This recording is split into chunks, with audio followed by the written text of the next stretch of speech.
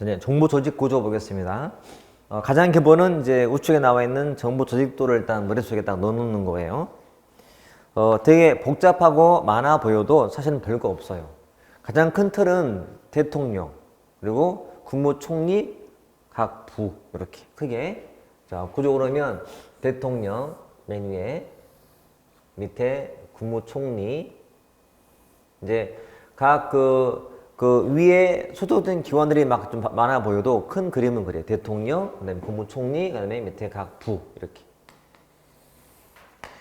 부는 총 18부가 있죠. 계제부부터 해서 저기.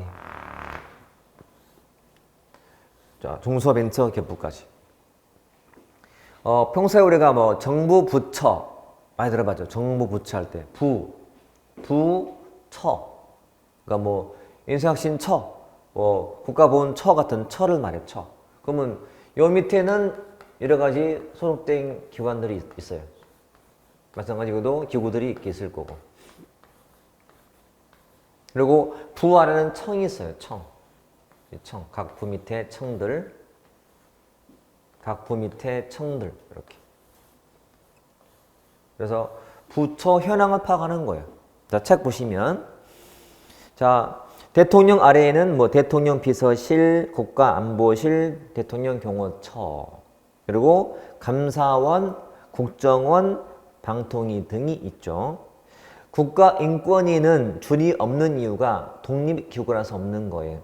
그러니까 대통령 직속이라는 말은 틀려요. 직속이 아니고 독립된 기구로 이렇게 보시면 돼. 있다. 정부의 주요 기관을 선정하는 건데 직속은 아니라서 줄이 없을 뿐이에요. 총리 아래는 국무조정실, 국무총리 비서실, 그리고 국가보훈처, 인사혁신처, 법제처, 식약처 등이 있고, 그다음에 뭐 공정거래위원회, 금융위원회, 국민권익위원회 등이 있어요. 그 국가보훈처 그 밑에 괄호에 있는 장이라는 의미는 국가보훈처의 장은 장관급이라는 의미로 강조하라고 해놓은 거예요. 그냥 장관급이다. 나머지는 차관급이고. 그리고 공정거래위원회에 있는 위원장들 다 장관급인데 원자력 안전위원회만 차관급이에요. 위원장이 이렇게. 그리고 부가 있고. 자, 계제부 산하에는 청이 4가 있죠. 국세, 관세, 조달, 통계청이 있고. 그다음에 뭐 그 나머지 이제 색깔 들어간 것들은 작년 재작년에 문재인 정부 들어오면서 신설된 부서라서 돼 있어요. 지금은 큰 의미가 없지만 지금 당장은 시간이 좀 지났으니까. 뭐 외교부, 통일부, 법무부, 국방부, 행안부. 행안부 산하에는 뭐 경찰청과 소방청이 있고, 문체부 산하에 문화재청, 농림부 산하에는 뭐 농촌진흥청, 산림청, 그리고 산통부 산하에 특허청, 환경부 산하에 뭐 기상청. 특이한 것은 국토교통부 산하에는 청이 2개 있는데 점선으로 되어 있다. 잘 봤더니 점선. 나머지는 실선인데 개만 박스가 점선. 그 이유가 우측에 나오죠. 플러스 날개 쪽에. 행정중심복합도시건설청과 새만금개발청은 근거법이 정부 조직법이 아니라 특별법에서 만든 임시청이에요. 봐요. 보통 우리가 처, 청 이런 말 할 때 특별한 게 없다면 가장 기본 근거법은 정부 조직법이에요. 정부 조직도기 때문에 정부 조직법인데 이 청 개수가 좀 달라져요. 그래서 총 세 보면 18부가 있고요. 그 다음에 5처가 있어요. 5처는 총리 밑에 4개가 있고 대통령 밑에 경호처가 하나 있어요. 총 5개. 청을 다 세면 이게 17개죠. 근데 17개 중에서 15 플러스 2 그러면 이 18부 5처 15청은 근거법이 정부조직법인 거고, 정부조직법. 요 2개 청은 특별법이에요. 특별법에서 만든 근거법이 다른 청이에요. 이렇게. 이게 행정중심복합도시건설청과 새만금개발청인 거지.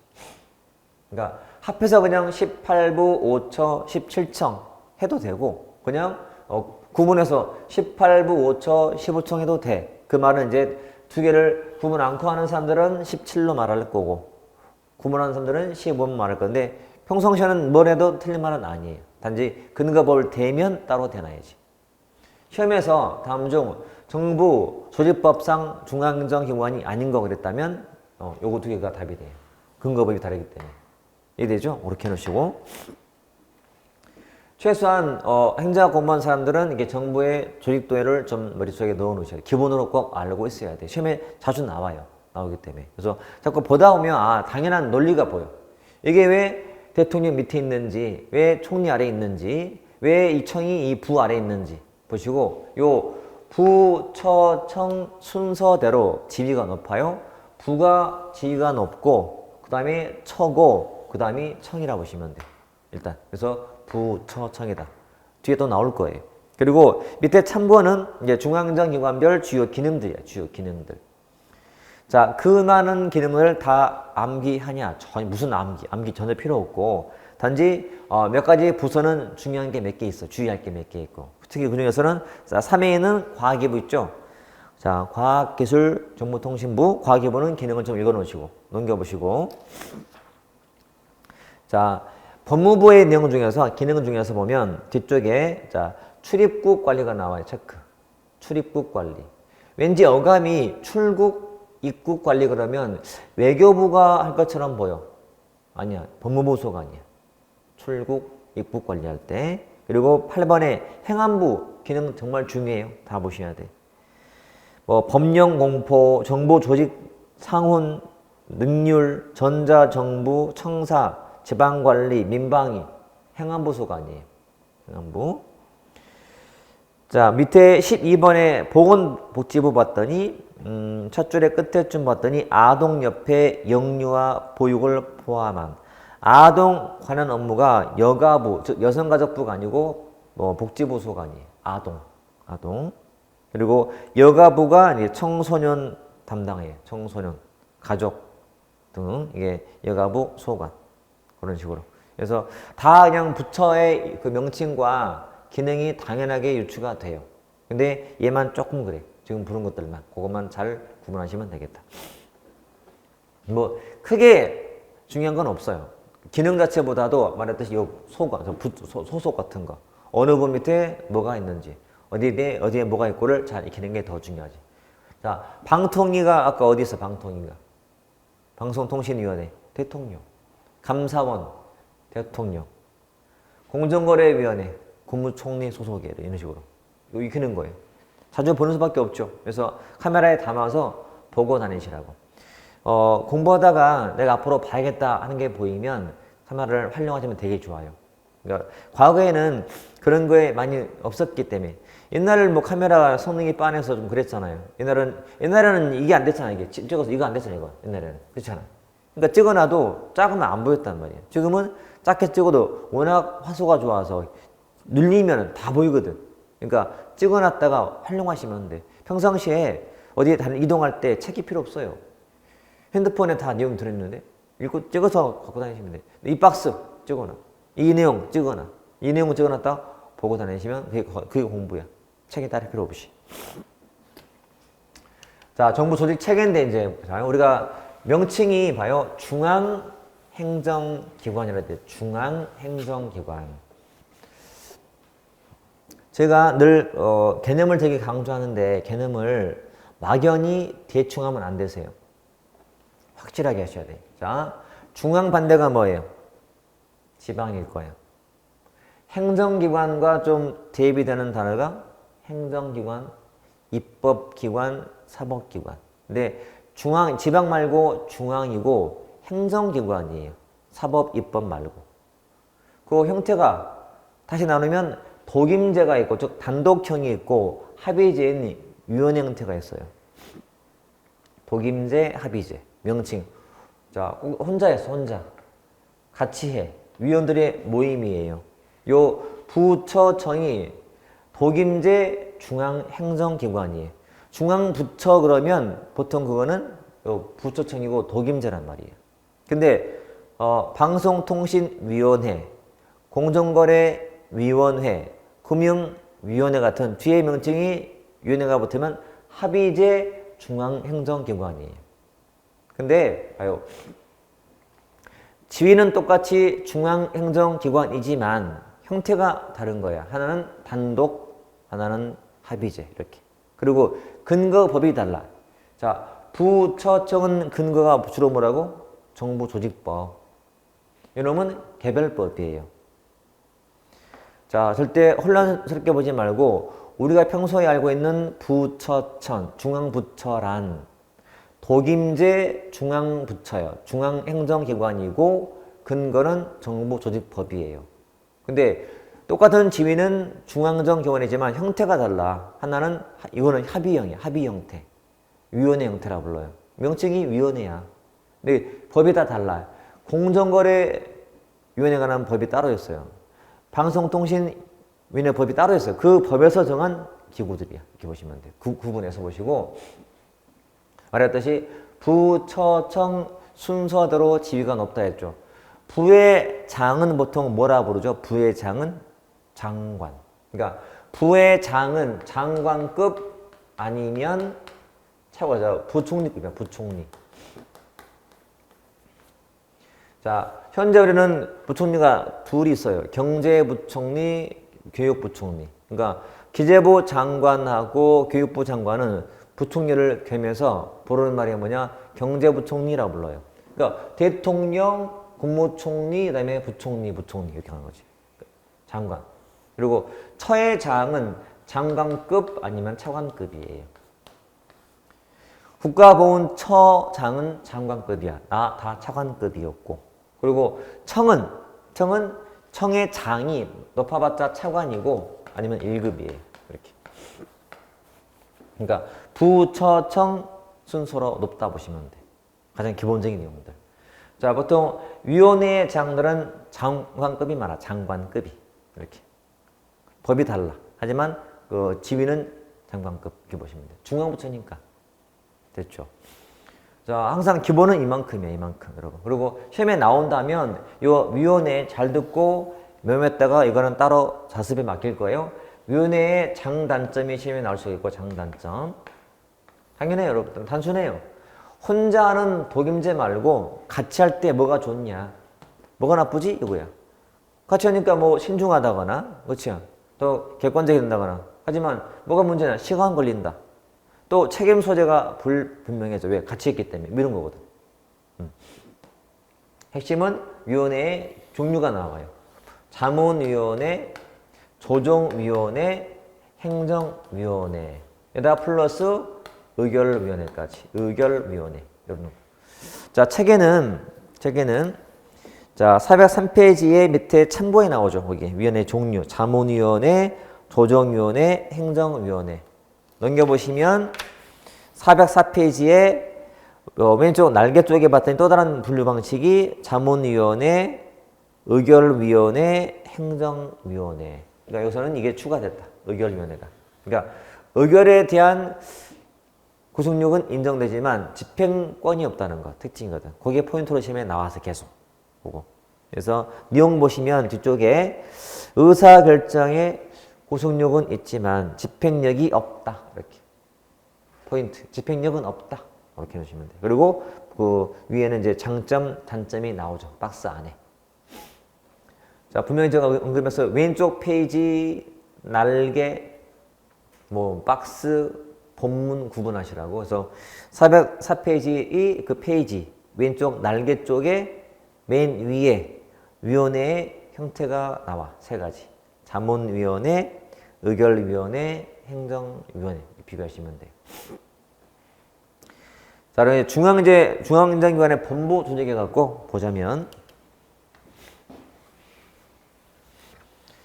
자, 이 부분이요 좀 어렵게 볼 수 있을 거예요. 왜냐면 워낙 많은 단어가 나오기 때문에. 하지만 시험에 제가 늘 언급했듯이 시험에 또 나오기도 했고 한 사람과 안 한 사람이 딱 티나는 곳이기 때문에 한 번 할 때 제대로 하는 게 중요해요, 여러분. 자, 중앙행정기관이요. 지방 말고 중앙이고 행정이에요. 입법, 사법 말고 보통은 부처청이야. 그냥 보통은 부처청이라고 하시면 부처청. 예, 이제 본부에 다시 어떻게 되냐면 맨 위에 이제 장관 있죠. 장관. 그 밑에는 차관. 그리고 실국장. 그리고 과장. 이렇게. 지금 제가 쓴 장차관, 실장, 국장, 과장이 중앙부처에 결재권 있는 사람들이에요. 결재권. 이거를 개선이라고 불러요. 개선. 이게 개선기관이에요. 개선. 또 개선은 그러니까 결정, 명령, 집행권 있는 사람을 부르는 말이에요. 이 개선. 이 개선과 보통 비교되는 것이 망료예요. 망료. 망료 또는 참모라 하죠. 망료, 참모. 망료나 참모는 이런 개선을 도와주는 사람이에요. 도와주는 사람들. 자, 장차관 옆에서 돕는 사람을 참모를 갖다가 차관보라고 불러. 차관보 이렇게. 실장, 국장 등에 대해서 돕는 사람들을 뭐 담당관 또는 뭐 심의관이라고 하죠. 담당관, 심의관. 참모들. 그러니까 제일 쉬운 말로 뭐 장관, 수행 비서, 운전 기사, 뭐 앞에 비서진 다 이게 참모나 망료예요. 망료. 자, 명칭을 먼저 보셔야 돼. 영어로 라인이고 스태프고 스태프. 우리 TV를 보면은 스태프들 나오죠. 뭐 1박 2일 찍을 때 스태프 되게 많죠. 막 바깥에 한 100명쯤은 되는 것 같아. 카메라, 음식, 무슨 의상, 뭐 분장 어마어마하게 많아. 이게 스태프야. 도와주는 사람이야. 그러면 우리 눈에 띄는 것은 스텝이에요, 아니면 라인이에요? 라인이야. 화면상에 보이는 걸로 보시면 돼.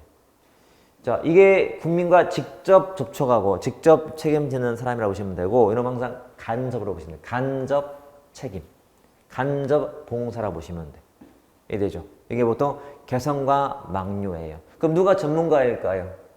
전문가예요, 망료들이. 그러니까 전문성 갖고 도와주는 거예요, 전문가들. 개선은 일반가라고 불러. 일반가.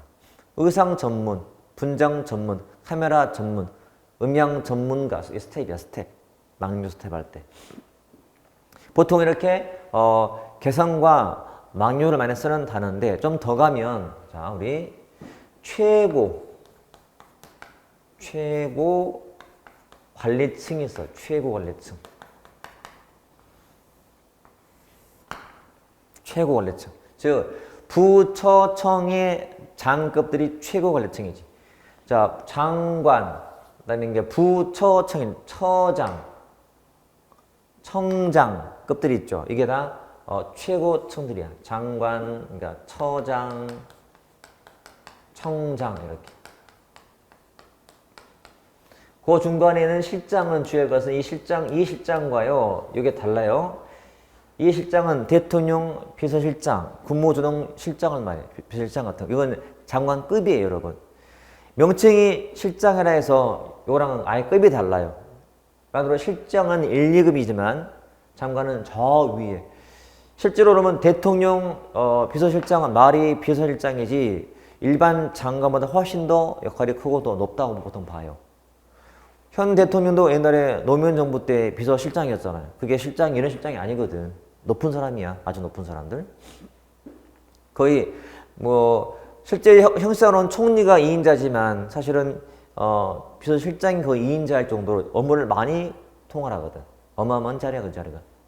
이게. 자, 아무튼 최고층. 최고 밑에는 하부가 있다. 하부 조직이. 하부 조직이 있고, 자, 요 하부 조직이 다시 나누면 이게 다시 보조기관과 보좌 있다. 보좌기관이. 근데 자, 하부 중에 보조라는 것은 요 개선 중에 하는 말이야. 즉 최고층의 밑에 있는 개선 있죠. 차관, 실장, 국장, 과장이 보조기관이야. 누구 보조한다는 거지?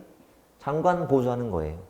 즉 차관은 장관 보조하고 실장, 국장은 장차관 보조하고 이런 의미고, 이 보좌기관이 일종의 참모랑 똑같은 말이야. 참모하고. 그래서 보좌 그리고 망료, 참모는 다 동료로 보시면 돼요. 동료. 그러니까 보조와 보호자는 달라. 보조는 개선, 보호자는 막료. 이렇게. 그거만 다르고, 이거는 뭐 차이가 없어. 이거만 주의하시면 돼. 최고층 밑에는 최고 밑에 하부가 있다. 하부는 둘이 있다. 보조, 보좌. 보조는 개선, 보좌는 막료. 이렇게 보시면 돼. 이게 기본적으로 필요한 용어들. 자, 책을 볼 거예요. 자, 최고층이 있죠. 거기에 괄호에 대통령, 비서실장 포함, 장관, 실장, 뭐 처장, 청장이 최고층이고, 하부에는 보조, 보좌가 있는데 그 중에서 개선을 보자. 개선은 명령보통의 계층 구조를 띈 거예요. 그래서 특징도 계층제의 직접, 결정권자이기 때문에 책임도 직접이에요. 직접 접촉, 직접 봉사, 결정, 명령, 집행권 있는 자, 일반가. 반면 부층의 막료는 개선을 도와주는 전문가들이 명칭이 차관보, 힘의관, 담당관이라고 하죠. 됐죠? 특징도 수평적 관계, 뭐 간접 기여하며 간접 봉사, 집행, 명령권 행사는 전문가들, 없는 참 전문가들로 보시면 되고. 됐죠? 자, 이만큼은 꼭 알고 있죠. 이거 잘 메모했다가 또는 카메라에 담았다가 많이 보고 다니세요. 이해를 꼭 해두셔야 돼. 보조, 보좌, 개선, 막료 등 최고, 하부 막 해가지고 명칭, 담당관, 힘의관 명칭 꼭 필요한 거예요. 넘겨보시면 자 406페이지 갔더니 거기에 몇 가지 명칭이 나와요. 뭐 부속기관 나오죠. 그래서 뭐 교육 또는 뭐 시험, 문화, 의료, 자문 이게 보통 부속된 기관의 명칭들이 부속기관. 그다음에 특별히 지방에 두는 행정기관. 이건 저 지방 가서 배울 거예요. 다른 말로 일선기관이에요. 일선기관. 그러니까 중앙부처가 지방에 설치해둔 국가조직이에요. 응? 중앙부처가 즉 부처청이 지방에 설치해둔 국가기관. 이게 그러니까 그 지방에서 행정을 맡아서 하는 거예요. 국가행정을 지방에서 맡아 하는 거예요. 이렇게 뭐 자문, 직속기관 명칭 나와. 아까 봤던 대통령, 총리 밑에 있는 게 다 직속기관으로 보시면 돼요. 됐죠? 근데 저야 맨날 보니까 이게 헷갈리지 않지만 공부를 처음 하는 분들은 분명히 헷갈릴 거예요. 용어가 많다 보니까. 차근차근. 조직도. 그리고 이제 그 안에 들어있는 뭐 기구 명칭들, 단독제, 합의제가 어떻고. 단독제는 부처청을 의미하는 거고, 합의제는 합의니까 의견을 모은다는 것은 같이 하는 거니까 위원회죠. 위원들의 모임인 거예요. 이렇게 해놓고. 그 다음에 본부에 이렇게 막 개선 막료가 나오고, 그 다음에 최고층, 최고, 하위, 하부, 하부의 보조, 보좌 명칭. 차근차근 보시면 금방 들어올 거다. 그러니까 명칭만 잘 활용하시면 돼요. 어찌 보면 단순할 수 있는 거예요. 자, 지방은 뒤에서 할 거니까 지금 안 봐도 돼요. 넘겨보시면, 자, 예제 6번, 408페이지. 자, 우리나라의 정보 조직 구성이다. 옳지 않은 것은 부처청은 정보조직법상 중앙행정기관이죠. 맞네. 이 총리 소속하에는 사처가 있었죠. 그리고 기능은 주로 막료 기능이에요. 그러니까 대통령 아래나 기타 총리 아래는 교들은 주로 약간 막료 의미가 강해요. 막료. 개선 말고 막료적 의미. 그 다음에 특허청은 산통부 소속이었죠. 이것도 알아야 돼. 산통부 소속. 그러니까 기재부 산하에 네개 청이 있었고, 행안부 밑에는 뭐 청이 2개, 경찰청, 소방청 같은 게 있었고, 다 이거 익히 놓으세요. 그 다음에 특허청은 산통부 산하에 있던 청이었다. 국정원은 대통령 소속이고, 방통위는 국무총리 소속이나? 아니야. 둘 다 대통령 소속이다. 그 다음에 7번. 위원회. 옳지 않은 위원회. 그러니까 단독제랑은 달라. 같이 하는 결정 방식이에요. 그래서 집단 결정하기 때문에 안정성이 있어요. 토론과 탑을 해서 하는 결정이다 보니까 협력, 조정도 가능해서요. 그 다음에 이해관계자들의 의견 개진도 쉬워져요.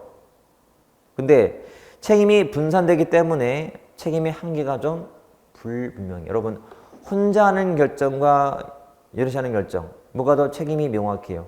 혼자가 명확하지. 혼자가 책임지는 거예요. 하지만 같이 하기 때문에 책임의 한계가 애매하다 이거지. 책임을 안 진다가 아니야. 책임을 지긴 지지만 한계가 애매해. 이 책임을 A, B, C 한 10명이 있어, 위원이. 그러면 누가 어디까지 해야 돼? 한계가 애매한 거지. 같이 했기 때문에. 한계점 보시면 돼. 됐죠? 그래서 많이 읽어보시고 또 이렇게 그냥 애매하게 공부한 것을 어떻게 내가 어떻게 적용할까는 뭘로 확인할 수 있다. 그렇죠. 기출문제 풀면 돼. 제가 정말 되게 많이 강조하고 있죠. 기출문제를. 중요해요. 한간에는 기출문제가 뭐 의미가 없다는 말, 뭐 새로운 출제 경향 때문에 뭐 의미가 없다는 말은 그건 아니에요. 그건 잘못된 거예요. 그거는 그 말씀하는 제가 이유를 알아요. 말은 못하겠지만 그분만의 고충이 있어요. 말은 못하겠지만 하지만 그건 틀린 말이고 모든 공부의 기본은 기출문제예요. 기출문제. 문제 한 80에서 한 85는 기출로 다 커버가 돼. 근데 80과 85로 부족해. 더 이해야 붙는 거예요. 하지만 바탕이 탄탄해야 돼. 기출문제. 그리고 공부를 확인해 보려면 그게 필요해요. 기출문제가. 확인해야 아, 이렇게 나오는 거야. 더 감이 확 생겨. 바로 이런 공부한 다음에 기출을 풀어야만 그게 더 감이 있는 거야. 바로 느낌이 오고. 논점이 딱 잡혀버려. 다음에 보더라도 그때 맞아. 이렇게 나왔었지 문제가 해서 공부할 때 더 집중도도 생기게 집중도. 꼭 같이 병행하시라고 말씀드렸어요. 자, 그 다음은 이제 공기업인데요. 공기업. 자, 이 공기업은 사실은 굉장히 좀 지엽적인 테마예요. 왜냐하면 그냥 법에 있는 이런 공공기관들 형태를 그냥 익히면 되는 거거든. 익히면. 자, 요거 보기 전에 이론상으로는 이런 게 있어요. 원래 이제 공기업 그러니까 개념은 이 단어에 다 있는 거예요. 공공성과 기업성을 동시에 띠고 있다. 공공성과 기업성을 동시에 띈 기업, 공기업인데 형태를 나누면 정부 부처형 공기업과 정부 부처형 공기업 그리고 공사형 그리고 주식회사형 이렇게.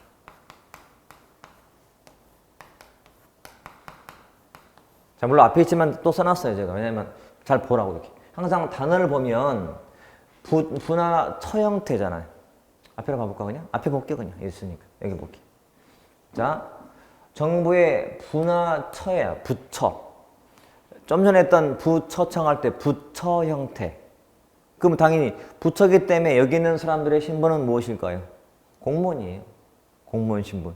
줄여서 정부기업이야. 정부기업이라고 불러요. 정부기업. 정부기업의 사례가 양고, 조달, 우편, 우체국, 예금 이쪽이 정부기업에 속하는 것들이 정부기업에. 그러면 여러분 공무원 그 나중에 지원할 원서 낼 때 우정사업본부에 넣어 안 넣어? 넣죠. 거기에 이쪽이 쓰려는 사람들이에요. 공무원 뽑을 때 하는 거예요. 그러면 당연히 정부기업은 근거법이 무엇일까? 근거법이 정부 조직법이 돼야지. 부처의 근거법이잖아요. 신분은 공무원일 거고 그러면 정부기업의 예산은 국회에서 심의를 할까 안 할까? 하겠죠. 왜? 부처니까요. 자, 부처란 말을 활용을 잘 하셔야 돼요. 부처. 이렇게. 됐죠? 공사형은 공사 형태. 우리가 보통 알고 있던 공사, 지금도 공사 되게 많잖아. 수자원공사, 전력공사, 철도공사전, 공사 형태예요. 여러분, 형태가 주식회사 형태야. 주식회사. 주식으로 지분을 갖고 있는 형태. 자, 공공성과 기업성을 동시에 띄우고 있단 말이에요. 공기업은. 공기업이니까. 이렇게. 그래서, 기업적인 성격이라는 것은 이윤, 수익을 되게 따진다는 얘기거든? 그러면, 자, 이걸 내가 본다면, 정부기업은 뭐가 더 강해, 성격이? 둘 중에서. 정부기업은. 이게 더 강한 거죠. 공사형은 중간이고, 이놈은 기업성이 더 강한 거예요. 어차피 둘을 다 띄우고 있지만 성격을 뭘 더 강조하냐는 좀 달라요. 그러니까 이놈은 정부 기업이니까 이게 더 강해, 공공성이. 주식회사, 주식회사. 기업성이 더 강하고 공사는 중간 정도로 보시면 돼요. 단 공사형과 주식회사형이 있는 사람들은 신분이 공무원이 아니라는 거. 그러면 공사 직원이 공무원인가? 공무원이 아니라는 거예요. 은근히 많은 국민들이 공사 직원들을요, 공무원으로 취급을 해요. 아니야. 그러니까 넓게 공공 부문이지 공무원은 아니에요. 공무원 되려면 공직 시험 봐야 돼, 우리처럼. 뭐 영어, 국어, 국사, 학 이거 봐야 돼. 공사는 그거 안 보잖아요. 전공 뭐 보잖아요. 자, 과거에 이렇게 공사형과 주식형 형태가 다시 재분류된 것이 공공기관으로 분류가 다시 된 거예요. 그런 말 들어봤죠, 여러분? 뭐 정부 투자기관 기본법, 정부 산하기관 기본법 같은 거. 그게 바뀐 거야. 공공기관에 관한 법률로. 다시 요 명칭이 바뀌면서 다시 분류가 다시 된 거예요. 공기업, 준정부기관, 기타까지. 그러니까 공기업, 준정부, 기타까지 해줘야 공공기관은 다 포함이 되는 거예요. 자, 다시 종류가 시장형 공기업, 준시장형 공기업. 다시 이놈도 기금관리형 준정부기관, 위탁집행형 준정부기관. 여기에는 각각 사례가 되게 많아요. 시험은 이게 나와. 근데 저는 이렇게만 가장 크게 그냥 그림 그려요. 시험에 나오면 얘가 제일 중요해. 가장 기본이야. 왜냐하면 근데 내용이 많지 않아요. 보통 에너지나 항공, 공항 쪽이에요. 야, 뭐 인천공항공사 시장형이야. 이거 뭐냐면 딱 봐도 시장이야, 시장. 자체 수입이 많은 곳이야. 이게 시장형 공기업이고, 우리가 보통 알고 있는 많은 공사의 쪽, 그게 다 준시장이야. 그러니까 얘랑 얘가 중요한 거예요. 조폐공사, 뭐 마사회. 한전은 여기 에너지거든, 에너지, 항만, 공항. 물론 100%는 아니지만 주로 공항 쪽은 특히나 이쪽에 시장형이 있다 보시면 돼. 에너지도 마찬가지. 난방, 뭐 발전, 주로 이쪽에 있어요. 이쪽에 있다. 우리가 알고 있는 대다수공사는 준시장형이고. 나머지는 막 기금이야. 기금, 신용보증, 기금 관리하는 거. 이따 집행 형태. 뭐 농수산물 유통공사처럼 이 집행 형태로 보시면 돼요. 그래서 시험은 사례 연결이 많이 나오기 때문에 이거를 익혀놓자. 자, 책을 볼게요. 자, 교재 409페이지에는 그 박스가 나오고 이게 분류죠. 이 분류. 보시면 되고요. 넘겨보시면 자, 411페이지에 봤더니 그 참고의 법률 내용인데 박스가 막 엄청 많죠. 4가지. 가스공사, 전력공사, 인체국제공항공사 뭐 나오죠.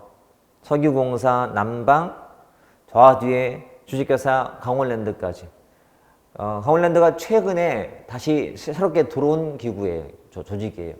등이 시장형 공기업이고, 준시장은 인천항만공사, 마사회, 토지주택공사, 조폐공사, 방송광고공사, 석탄공사, 뭐 도로공사, 수장공사, 철도공사 등이 준시장형이고, 기금관리는 뭐 연금공단, 신용보증기금, 예금보험공사 등이 기금관리고, 위탁집행대표가 한국관광공사, 농산물 유통공사, 소비자원, 연구재단 등이 위탁집행 형태예요. 되게 많죠? 자, 이거를 다 암기하려고 마음먹으면요 정말 힘들어져요. 그래서 가장 기본 뭐 하자고? 2개 먼저 하자고. 이거는 또 할 것도 없어요. 지금처럼 주로 뭐라고? 에너지 쪽과 항만, 공항 이거 보시면 돼요. 에너지, 공항, 항만은 다 아니지만 이렇게 대략. 그리고 요놈은 우리가 알고 있는 대부분의 공사. 그러면 답은 99% 풀려. 굳이 모른다 하더라도 물론 다 알아야지. 그럼 더 좋지. 하지만 먼저 하자 이거지. 먼저 하자. 자, 이렇게 해서 그동안 다 맞춰왔어요, 여러분. 근데 이 공기업은 주제가 그냥 기업적이고 그게 큰 게 아니다 보니까 나오면 법이 나와. 근데 법은 안 하면 틀려요. 그래서 교재에 있는 그 참고에 410페이지부터 412까지는 그 법을 많이 보시라고. 법은 따로 할 필요가 없어요, 여러분. 읽어서 익히면 되거든. 그래서 일단은 요거는 숙제 남겨놓을 거예요. 법령 카메라에 담기도 하고 시간 날 때마다 봐두시라고. 틀리면 그건 게을러서 틀린 거예요. 그러면 합격 못 해요. 무조건 맞추기 위해서는 평소에 많이 봐두셔야 돼. 봐두셔. 자, 아무튼 가장 시험에 많이 나오는 것은 유형이지만 나머지 법도 나올 때가 됐거든, 지금은. 그래서 왼쪽에 있는 뭐 기관의 범위라든지 우측에 2, 3회에 대해서 쭉 나올 거예요. 다 읽어놓을 필요가 있다. 자, 넘겨서 예제 가볼게요. 자, 예제 8번 공기업 설명으로 옳지 않은 것. 자, 정부 주관으로 운영하는 조직이지만 정부 조직보다는 자율성이 많다. 왜? 기업이니까. 그러니까 정부 조직은 부처청. 이게 정부 조직인데 이런 부처형 공기업이거든. 기업성을 강조하다 보니까 자율성을 많이 줘요. 그리고 2번처럼 종류. 공공기관은 해서 3가지가 있다. 맞는 말이고. 그 중에서 3. 한전, 가스, 공항, 강원랜드까지는 시장형인데 마사회하고 조폐공사는 준시장이니까 틀렸지. 답이에요. 관광공사, 유통공사 등은 위탁집행형. 사실 관광공사가 얼마 전까지만 해도 준시장에 들어있다가 바뀌었어요. 그렇죠? 위탁으로. 그것도 의미가 있는 거예요. 그러니까 새롭게 만들어진 것이 강원랜드고 그리고 좀 변화가 된 게 관광공사고 관광공사가 준시장에 들어있다가 위탁집행으로 들어왔기 때문에 다른 건 다 의미가 있는 것들을 넣어놨어 그냥 공부하시라. 그리고 왼쪽에 있는 기출문제처럼 시험에 많이 나와요. 형태와 사례 연결해보라고. 그래서 그것도 문제를 풀다 보면 거의 나올 것만 나와요. 실제로 수백 개거든 종류가. 다 암기 못해요. 부처들마다 다 두고 있단 말이야. 산하기관에. 이거를 다 암기 못하고 주된 게 몇 개 있다. 근데 이것도 나오는 것만 나오는 중이에요. 그러니까 교실만 잘 보더라도 다 보시죠. 제가 만약에 수험생 입장이에요.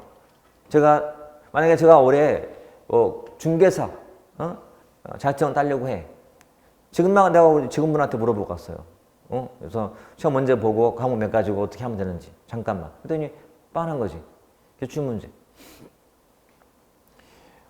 제가 수험생이라면 처음 보는 과목이야. 그럼 저는 이론을 일단 보기 잠깐 전에 특히 공인중개사는 절대평가거든. 그러니까 다 할 필요가 더군다나 없는 시험이야. 우리는 다 다르지만. 그래서 기출문제를 놓고 기출된 문제의 내용을 기본서에 나는 체크할 거예요. 시험에 나왔던 지문들을 찾아서. 그 다음에 이것만 계속 볼 거야. 반복해서. 그러면 논점이 잡힐 거예요. 그러고 나서 필요한 것들은 그냥 뭐 문제 풀면서 추가하면 돼.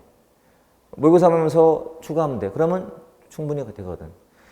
말했지만 기출문제가 시험에서 80% 이상이에요. 그러면 중개사 시험은 80이 필요 없는 시험이야. 60만 넘기면 되거든. 얼마나 공부하기 쉽겠어요. 똑같은 논리. 그러니까 공부할 때는 절대 이론을 나중에 할 생각하지 마시고 같이 하시는 말씀 또 강조하는 거예요. 제가. 제 마음을 좀 이렇게 좀 꼭 보여주고 싶어요.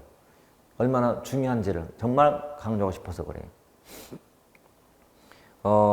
아마 주위에서도 그런 일 있으면 참 좋은데 너무 이론만 보는 사람들은 그거는 정말 멀리 돌아가는 사람들이야. 그러지 말고 일단은 이론을 쓱 봤으면 이 많은 사례 어떻게 다 하겠냐고요.